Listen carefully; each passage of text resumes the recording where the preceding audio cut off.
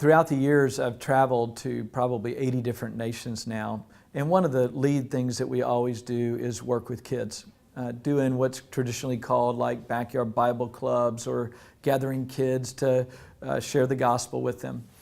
But over and over again, what I find is when a kid gets it, they get it so pure and so powerful that it changes everything around them. There was a kid up in northern Scotland named Ian, a little bit of an awkward kid. He was 8 years old, and we were reaching out to kids in a park and playing games and sharing the gospel and praying for people.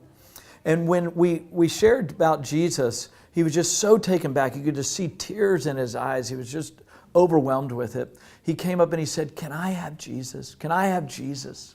And we said, "Absolutely." We prayed with him. He received Jesus. And then we said, "Can we pray for you?" And as we prayed for him, we just put our hand on his stomach and prayed for him.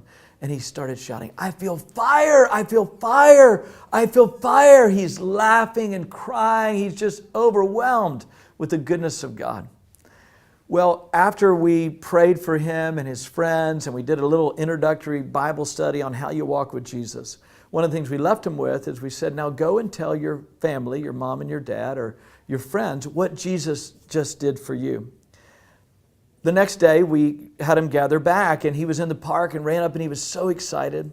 And he said, I went to my teacher, and I shared about Jesus. And he said, as I told her what Jesus did for me, she had tears going down her face. And she said, I don't know what's wrong with me, Ian.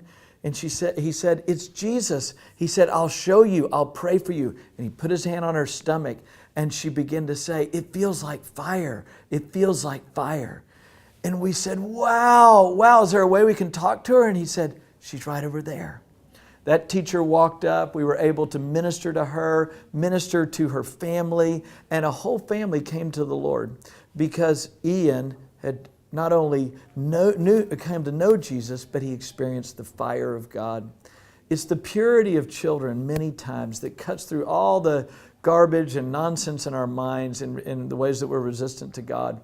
I think the wisdom of Jesus is to save children at the earliest possible age so that they can be those pure vessels that the world needs to hear the gospel through.